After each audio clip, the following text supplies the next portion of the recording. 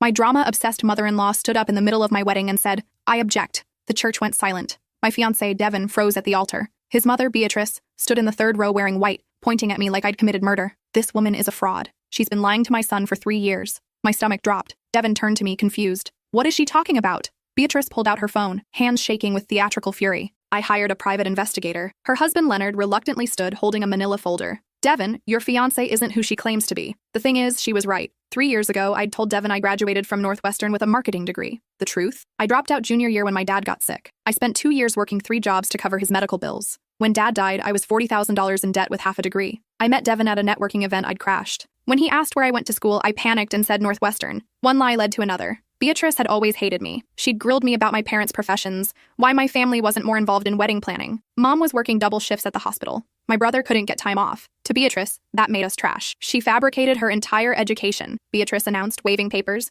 No degree, nothing. She lied to infiltrate our family. Devin's face went pale. Is this true? I wanted to run. The bridesmaids behind me shifted uncomfortably. My mom stood up from her seat looking stricken. Don't you sweetheart her, Beatrice snapped. Your daughter is a con artist. She's drowning in debt. She probably targeted Devin for his money. Something inside me snapped. I'd spent 3 years bending over backward for this woman, attending her exhausting charity luncheons, enduring her criticisms about my clothes, my career, my family. You're right, I said, voice steady. I lied about graduating. I dropped out to take care of my dying father. I worked as a waitress, a cleaning lady, doing freelance design to pay his medical bills. I turned to Devin. I should have told you. I was ashamed, but I never asked you for money. Not once. Oh, please, Beatrice scoffed. But here's what you don't know, I interrupted, pulling out my phone. While your PI was digging into my finances, I did some research too. Devin looked confused. Beatrice's expression faltered. Your husband, Leonard? He's been embezzling from your family's company for 6 years. The room erupted. Leonard went white. Beatrice grabbed his arm. That's absurd. I work in accounts receivable at Rothman Industries, your family's biggest competitor. 3 months ago, I noticed unusual transactions.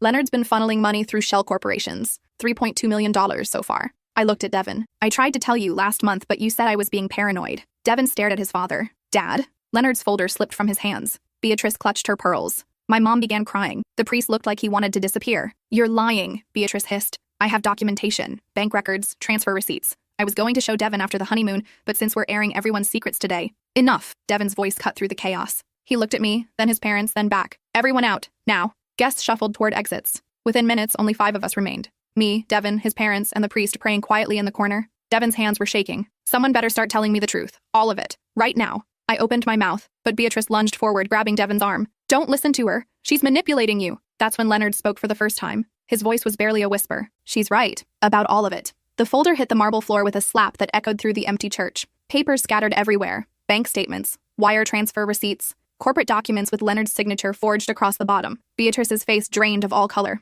Leonard? What are you talking about? I've been stealing from the company for 6 years, he said, voice hollow. Started small, a few thousand here and there. Then it spiraled. Devin backed away from both his parents like they'd become strangers. Why? Leonard's laugh was bitter. Your mother's lifestyle, the country club, the designer clothes, the vacation home in Aspen, the charity galas where she needs a new gown every month. He turned to Beatrice. You spent $47,000 on this wedding alone. Money I don't have. The company has money, Beatrice started. The company is hemorrhaging money because I've been draining it to keep you happy. Leonard's voice rose. Do you know how much pressure I've been under? Your constant demands? Your obsession with appearances? Don't you dare blame me for your crimes, Beatrice hissed. I stood frozen, watching their marriage implode in real time. Part of me felt vindicated. Another part felt sick. Devin's voice was dangerously quiet. How much have you stolen, Dad? $3.2 million, give or take. The number hung in the air. Devin swayed slightly. I reached for his arm, but he pulled away. And you? He turned to me. You've been lying about your degree for 3 years. 3 years of building a life together on a foundation of lies. I know.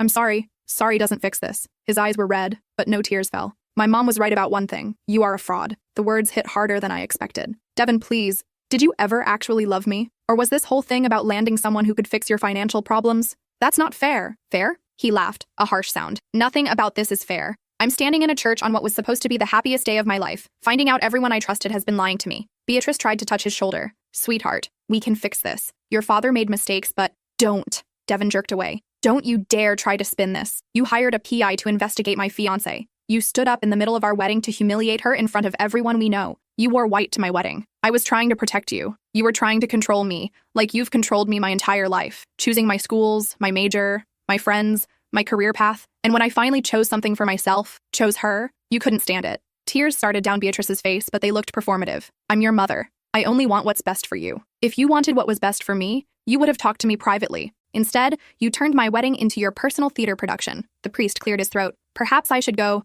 Stay, Devin said. I want a witness to this. My mom was still standing near the back of the church, unsure whether to approach. I caught her eye. She looked devastated. Leonard sat down heavily in the front pew. Son, I know I messed up, but I can fix this. I can return the money. With what? Devin demanded. You just said you're broke. I have assets. The lake house, my boat, some investments. Those are in my name, Beatrice interrupted. You transferred them to me for tax purposes, remember? The look Leonard gave his wife was pure hatred. Of course. You made sure everything was protected in your name while I took all the risks. I didn't know you were stealing. You didn't ask questions. All those years I kept saying we needed to cut back, and you kept spending. You knew something was wrong. You just didn't care as long as you got what you wanted. Devin ran his hands through his hair, messing up the careful styling we'd paid $200 for. I can't do this right now. I can't stand here and watch you two tear each other apart. He started walking toward the exit. I followed. Devin, wait, don't. He stopped but didn't turn around. I need space. From all of you. Please. Let me explain everything. You've had 3 years to explain. You chose not to. He pushed open the heavy wooden doors. Sunlight flooded in, harsh and unforgiving. I'm going somewhere to think. Alone. What about the reception? The guests? Cancel it. Keep the deposits. I don't care. He walked out. I stood in the doorway, watching him get into his car and drive away. My wedding dress suddenly felt impossibly heavy. Behind me, Beatrice and Leonard were still arguing. The priest had finally escaped. My mom approached cautiously. Honey? I turned to her and finally let myself cry. She wrapped her arms around me and I sobbed into her shoulder like I was 5 years old again. I ruined everything, I choked out. No, baby. You made a mistake. That's different. He hates me. He's hurt. There's a difference. Behind us, Beatrice's voice rose to a shriek. 28 years of marriage, Leonard. 28 years? And this is how you repay me? Repay you? You've spent our entire marriage treating me like your personal ATM. My mom gently guided me away from the chaos. Let's get you out of this dress and somewhere quiet. We can figure out the rest later. We drove to her apartment in silence. She helped me out of the gown, careful with all the tiny buttons. Underneath, I wore white silk lingerie I'd bought specially for a wedding night that would never happen. I changed into sweatpants and one of my dad's old shirts that Mom still kept. It smelled like laundry detergent and memory. You want to talk about it? Mom asked, making tea neither of us would drink. I don't know where to start. Start with why you lied. So I did. I told her everything. About meeting Devin at that networking event where I'd snuck in using a borrowed alumni pass. About the conversation where he asked where I went to school and how I panicked and said Northwestern because that's where his sister had gone and I knew it would give us common ground. I was going to tell him, I said. After we'd been dating a month, then 2 months, then 6. But by then, I'd already met his family. His parents treated me differently because they thought I came from the same world they did. If I told the truth, I'd become the charity case his mom always suspected I was. So you kept lying. I kept lying. I stared at my hand. My engagement ring felt like it weighed 50 pounds, and I justified it by telling myself the lie wasn't hurting anyone. I was still me, still the same person he'd fallen in love with. The degree didn't matter, but it did matter, Mom said gently. Not because of the education itself, because of the dishonesty. I know. Fresh tears started. I know that now. But I was so ashamed, Mom. I dropped out to take care of Dad. I spent 2 years watching him die slowly. I maxed out credit cards for his medications. I worked overnight shifts and came home to find him unconscious on the bathroom floor. And when he finally died, I had nothing. No degree, no savings, just debt and grief. Mom reached across the table and gripped my hand. Your father would be devastated to know you felt ashamed about taking care of him. I'm not ashamed I took care of him. I'm ashamed I couldn't do both. Couldn't be a good daughter and finish school.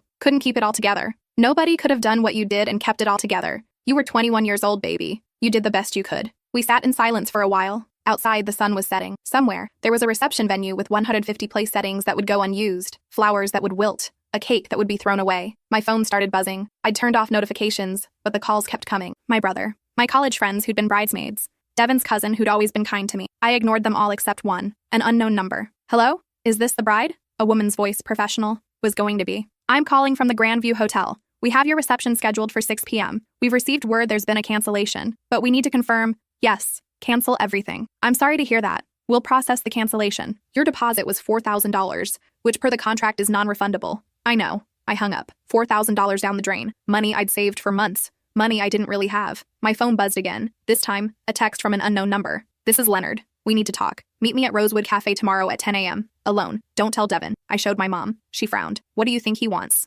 No idea. Probably to make sure I'm not actually going to report him. Are you? I thought about it. I should. What he did is illegal. But if I report him, it destroys Devin's family company, puts innocent people out of work. And Devin would never forgive me for that on top of everything else. You don't owe these people anything, Moms. Not after how they treated you. I don't owe them anything. But I still love Devin. Even after what he said to you today, he was hurt. He lashed out. I don't blame him for that. Mom looked at with sad eyes. You're more forgiving than I would be. I went to bed early, but sleep wouldn't come. I kept replaying the moment Leonard confessed. The look on Devin's face. The way he couldn't even look at me when he walked out. Around midnight, my phone rang. Devin. Hello? Silence on the other end. Then, did you really find evidence of my dad's embezzlement? Yes. Why didn't you tell me immediately? Why wait? I tried to tell you. Remember that night last month when I said I needed to talk to you about something important? You said you were too stressed with wedding planning and we'd talk later. More silence. I remember. I was going to show you everything after the honeymoon. I had it all organized in a folder. Documents, transaction records, everything. I wasn't trying to use it as leverage or anything dramatic. I just knew it would devastate you, and I wanted us to have a few happy days first before dealing with it.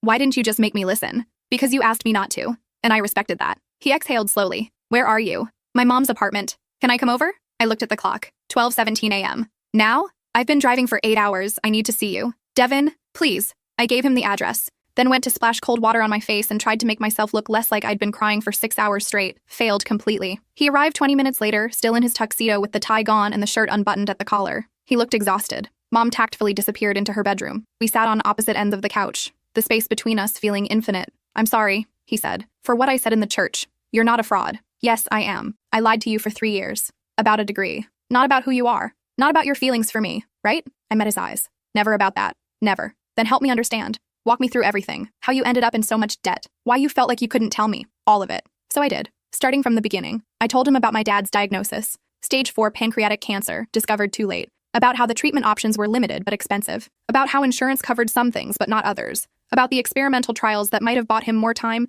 but cost thousands out of pocket. I was 21, I said. My brother was only 18, still in high school. Mom was barely holding it together. Someone had to step up. Devin listened without interrupting. I took a leave of absence from school, meant to go back after a semester, but Dad's condition got worse. The medical bills kept coming. I worked 3 jobs, waitressing during the day, cleaning offices at night, and freelance graphic design whenever I could find clients. I slept maybe 4 hours a night. For how long? 2 years. By the time Dad died, I'd missed 4 semesters. My financial aid was gone. I owed the school money. I owed hospitals. I owed credit card companies. The debt was $40,000, and I had no degree to show for it. Why didn't you go back and finish? I tried. I met with academic advisors, looked into student loans, but I was already so far in debt, and I'd need to take out at least another $30,000 to finish my last year. The math didn't work. I couldn't afford to go further into debt on the hope that I'd get a good enough job to pay it all back. So you just gave up on your degree? I gave up on the piece of paper, not on learning. I taught myself everything I needed for marketing, read textbooks, took free online courses, built a portfolio, and I was good at it. Am good at it. The work I do at Rothman Industries, I earned that position. They didn't hire me because of Northwestern. They hired me because I showed them what I could do. Devin ran his hands over his face. But you told me you graduated. I know, and that was wrong. But you have to understand. When we met, you talked about your family, your parents' expectations, your mom's obsession with pedigree and status. You mentioned how you dated someone from a lesser school, and your mom had made her life hell until she broke up with you. That was different. Was it? Be honest. If I'd told you on our first date that I was a college dropout working 3 jobs to pay off medical debt, would we be sitting here right now? He started to answer, then stopped. I don't know. I do. Your mom would have poisoned you against me from the start. She would have called me a gold digger, said I was beneath you. And maybe you would have resisted for a while, but eventually the constant pressure would have worn you down. You don't know that, don't I? Look at what she did today. She hired a PI. She stood up in the middle of our wedding. She wore white, Devin, to her son's wedding. She's been trying to sabotage us from day one, because you were lying to us from day one. The words stung, but they were true. You're right. I lied. And I'm sorry. But your mom's hatred of me started before she had any reason to suspect I was lying. It started because I didn't come from money, because my family isn't connected, because I'm not the society wife she envisioned for you. Devin stood and walked to the window. My dad stole over $3 million. The subject change was jarring. I know. He blamed my mom for it. Said her spending forced his hand. People always blame others for their own choices. Is that what you're doing? Blaming my family for your decision to lie? No, I'm owning my choice, but I'm also saying the environment your family created made the truth feel impossible. He turned back to me. Show me the evidence. The embezzlement files. I hesitated. Devin, show me. I got my laptop from my bag, pulled up the folder I'd been compiling for 3 months. Spreadsheets, bank records, wire transfers to shell corporations. I'd color-coded everything, cross-referenced dates, built a timeline that made the pattern undeniable. Devin studied it all in silence. The longer he looked, the more his expression darkened. How did you find this? I cross-reference vendor payments at Rothman Industries. Part of my job is catching irregularities. One day, I noticed some unusual charges to a company called Halcyon Consulting. The name felt familiar, so I looked into it. Turned out Halcyon was one of your family's regular vendors. Why would that matter? Because the invoices didn't make sense. Halcyon was supposedly providing business consulting, but the charges were irregular. Some months nothing, other months $40,000 or $50,000. And the services described were vague. So you investigated my family's company. I investigated a suspicious vendor that happened to be working with your family's company. I wasn't trying to dig up dirt. I was trying to understand why Rothman Industries was paying a consulting firm that didn't seem to do any actual consulting. And it turned out Halcyon Consulting is a shell corporation your dad set up 6 years ago. The address is a mail forwarding service in Delaware. There's no actual business. He invoices his own company for fake consulting services, then the money goes to accounts he controls. Devin scrolled through more documents. He's been doing this for 6 years? At least. Could be longer, but I only have access to the last 6 years of vendor records. Jesus Christ. He closed the laptop. What am I supposed to do with this? That's up to you. If I report it, he goes to prison. My family's company collapses. Employees lose their jobs. My mom... He stopped. God, my mom. She has no idea how bad this is, does she? I don't think so. Your dad's been juggling it all behind the scenes. She's going to lose everything. I didn't know what to say to that. It was probably true. Can I ask you something? Devin said. When you found this, why didn't you just let it go? It's not your responsibility to police my family's business. Because it's fraud. And because I knew if I married into your family while knowing about it, I'd be complicit.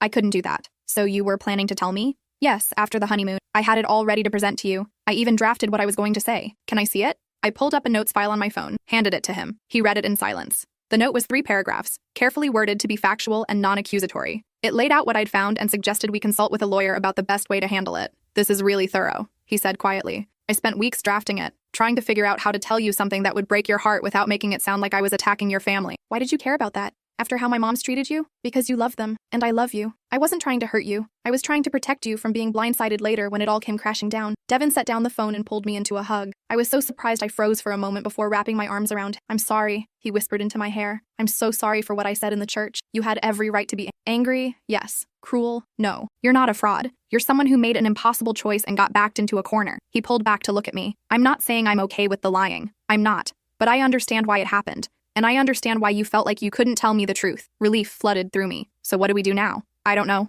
I need to talk to my dad. Really talk to him, not just react. And we need to figure out what to do about the embezzlement. Whatever you decide, I support you. Even if I decide to report him, even then. He kissed my forehead. I love you. I should have said that first thing, before anything else. I love you too. We stayed on my mom's couch until dawn, talking through everything. He asked about my dad's illness, and I told him stories I'd never shared. He told me about growing up in his family, the pressure and the expectation and the constant surveillance. My mom has always been controlling, he admitted. I thought I'd escaped it by setting boundaries, but she was just getting better at subtle manipulation. What are you going to do about her? I don't know. She hired a PI to investigate you. She publicly humiliated you. Those aren't things I can just forgive. She's your mom. Being my mom doesn't give her the right to treat people I love like dirt. At 7 a.m., Mom emerged from her bedroom looking exhausted. You two work things out? We're getting there, Devin said. Good. You want breakfast? We ate scrambled eggs in companionable silence. When we finished, Devin checked his phone and grimaced. 17 missed calls from my mom. 12 from my dad. You going to call them back? Eventually. But first, I need to talk to a lawyer. Your family has lawyers. I need my own lawyer.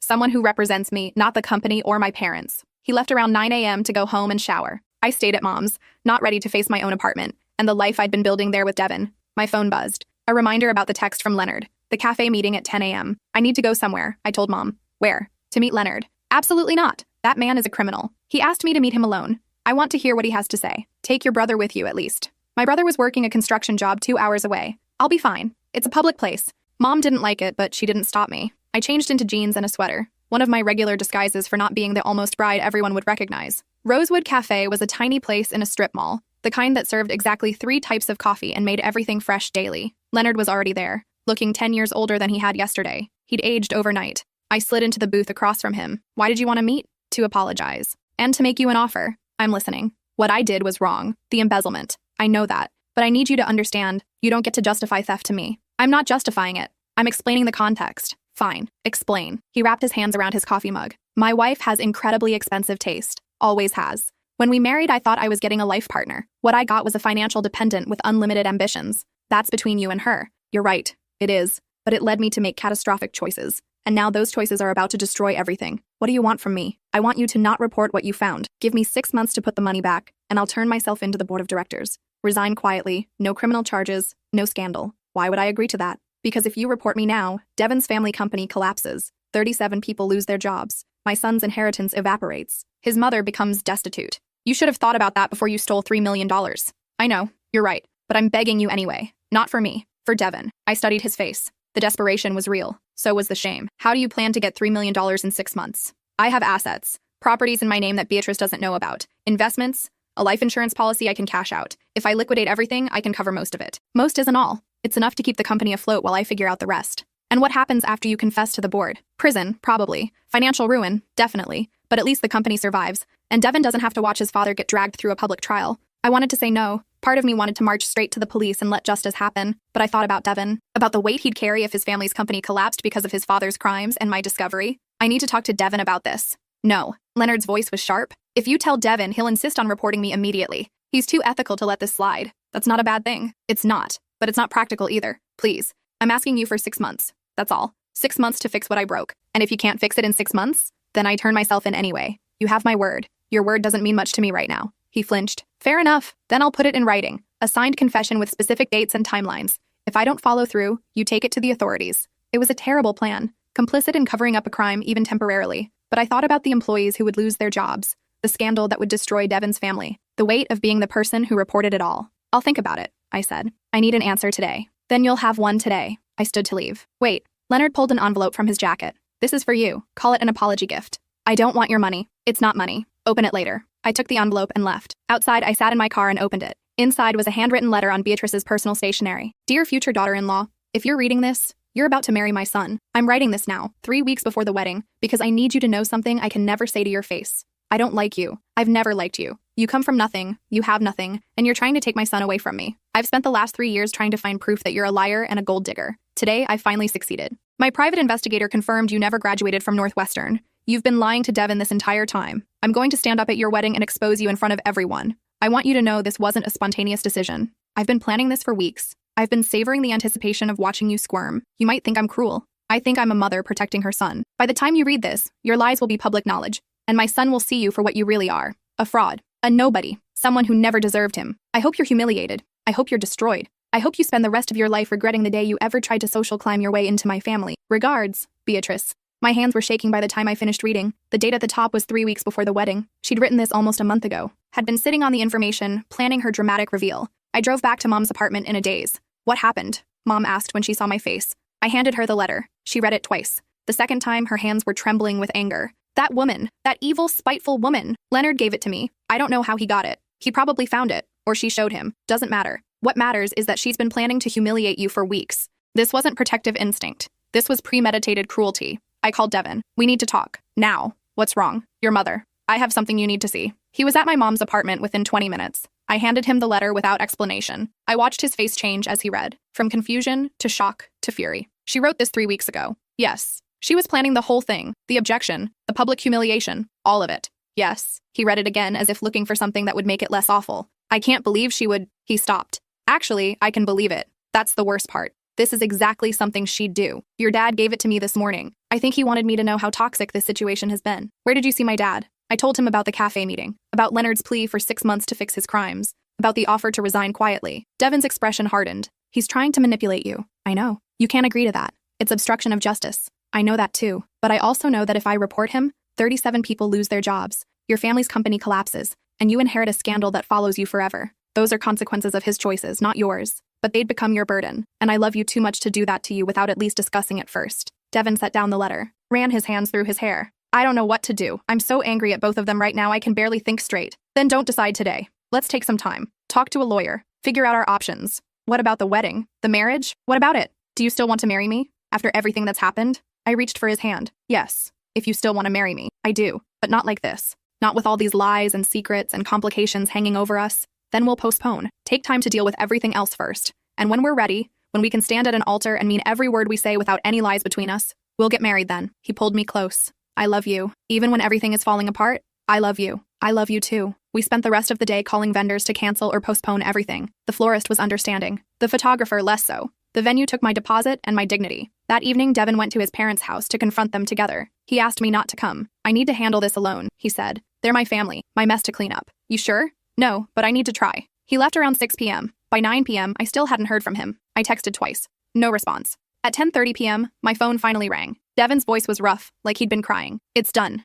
What's done? I told them everything. How I feel about Mom's cruelty, about Dad's theft, about their marriage being a toxic disaster they've been inflicting on everyone around them for decades. How did they take it? Mom cried. Dad just sat there. Then they started arguing with each other, blaming each other. It got ugly fast. Where are you now? Sitting outside their house in my car. I can't go back in there. Can I come to you? Always. He arrived an hour later, looking destroyed. We didn't talk much, just held each other until we both fell asleep on Mom's couch. The next morning, Devin made a decision. I'm going to report my dad, not to the police, to the company's board of directors. They need to know what's been happening. They'll decide how to handle it from there. You sure? No, but it's the right thing to do. He called an emergency board meeting for that afternoon. I offered to go with him, but he refused. This is something I need to do on my own. The meeting lasted 4 hours. When Devin finally came home, he looked exhausted but lighter. They're launching a full investigation. Dad's been suspended without pay. They're bringing in forensic accountants to trace every dollar. What about criminal charges? That's up to them. The board wants to handle it internally if possible. But if the theft is as extensive as we think, they might not have a choice. How do you feel?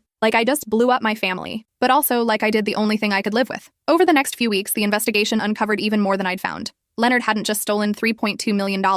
He'd been doctoring the books to hide nearly $5 million in losses over 8 years. The company was on the verge of bankruptcy. The board terminated Leonard's employment and filed a civil lawsuit to recover the stolen funds. Criminal charges were pending, depending on what the district attorney decided. Beatrice filed for divorce. Then she tried to call Devin 17 times a day, alternating between sobbing apologies and vicious accusations. She keeps saying this is all your fault. Devin told me one night that if you hadn't found the embezzlement, none of this would have happened. She's right in a way. If I hadn't found it, maybe your dad would have kept getting away with it. Until the company collapsed entirely and everyone lost everything. At least this way, there's a chance to salvage something. The forensic accountants worked miracles. They managed to trace most of the stolen money to various accounts and properties. The board decided to sell off some company assets to cover the shortfall rather than let the whole thing implode. It was messy and painful, but the company survived, barely. Devin's relationship with his mother deteriorated completely. She blamed me for everything. Blamed Devin for betraying his family. Blamed Leonard for being caught. She'll never take responsibility for her part in this, Devin said. She's incapable of seeing how her behavior pushed Dad to desperate choices. That doesn't excuse what he did? No, but it provides context.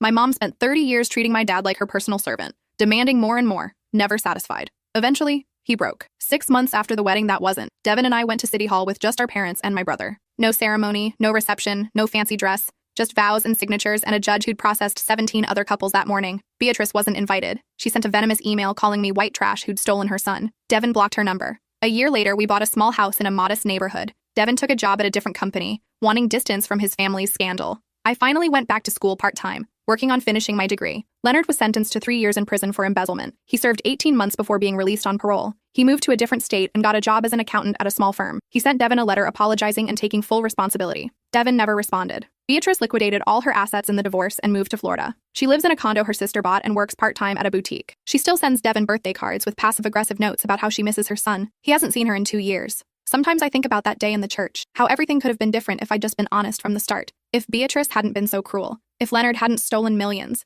If Devin hadn't demanded the truth from everyone. But then I look at our life now. Modest but honest. Simple but happy. And I realize this is what we both needed. Not the fairy tale wedding, not the wealthy in-laws, not the perfect Instagram life. Just two people who chose each other despite all the messy, complicated, painful truth. Last month, I finally graduated with my degree. 4 years late, but I finished. Devin was in the audience with Mom and my brother, cheering louder than anyone else when I walked across the stage. After the ceremony, Devin handed me a small box. Inside was a simple silver necklace with a tiny pendant. When I looked closer, I realized it was a miniature of the Northwestern logo. So you can remember, he said. Not the lie, but what you sacrificed to take care of your dad, and how strong you were to survive it all. I started crying right there in the parking lot. I love you, he said. Not despite everything that happened, because of who you became by surviving it. Even though I lied, you made a mistake. You owned it. You faced the consequences. That's more than most people do. We drove home to our small house with the mortgage we could actually afford, ordered pizza because neither of us felt like cooking, and fell asleep on the couch watching bad reality TV. It wasn't the life I'd imagined when I first met Devin at that networking event 3 years ago. It was better, because it was real, and sometimes real is worth more than perfect.